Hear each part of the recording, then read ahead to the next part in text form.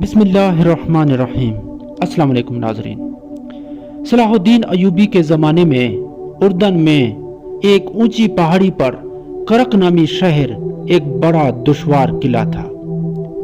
اس پر ایک حکمران تھا جس کا نام تھا رچنالڈ۔ حج کے قافلے کرک کے نزدیک سے گزرتے تھے۔ ایک دفعہ اس حکمران نے حاجیوں کے قافلے پر حملہ کیا اور سب کو پکڑ لیا اور کہا کہ آپ بلاؤ اپنے محمد کو، وہ آئے اور تمہاری مدد کرے۔ دوسری دفعہ اس نے بحری بیڑا تیار کیا اور مدینے پر حملہ کرنے کے لیے تیاری شروع کر دی۔ وہ بندرگاہ تک پہنچ گیا، لیکن موسمی حالات سازگار نہ ہونے کی وجہ سے وہ واپس پلٹ گیا۔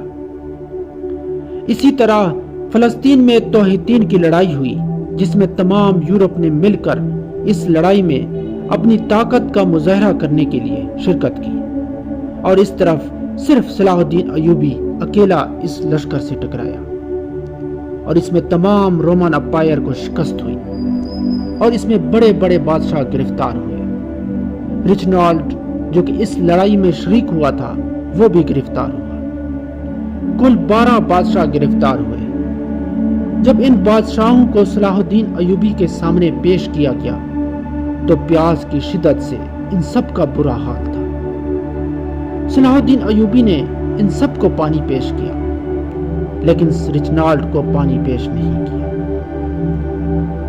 یروشلم کے بادشاہ نے اپنا پانی رچنالڈ کو پیش کیا تو اس پر صلاح الدین ایوبی نے اس سے کہا، یہ پانی تم اسے دے رہے ہو، میں نہیں دے رہا، کیونکہ اسلام میں یہ ہے کہ جب کسی کو پانی پلا دو تو تم اس پر ہاتھ نہیں اٹھا سکتے، اور یہ امن کی نشانی ہے۔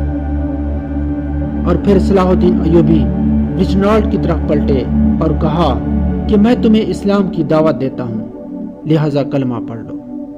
اس نے کلمہ پڑھنے سے انکار کر دیا تو صلاح الدین ایوبی نے اس سے کہا کہ میں نے تمہارے قتل کی 2 دفعہ قسم کھائی تھی، ایک جب تم مدینے پر حملہ آور ہوا، اور دوسری دفعہ جب تم نے حاجیوں پر حملہ کر کے کہا تھا بلاؤ اپنے محمد کو، تو میں نے اپنے ہاتھ سے تمہاری گردن اڑانے کی قسم کھائی تھی۔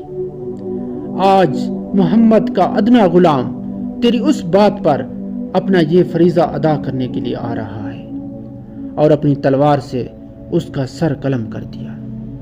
مزید ایسی ویڈیوز دیکھنے کے لیے ہمارے چینل کو سبسکرائب کریں۔ شکریہ۔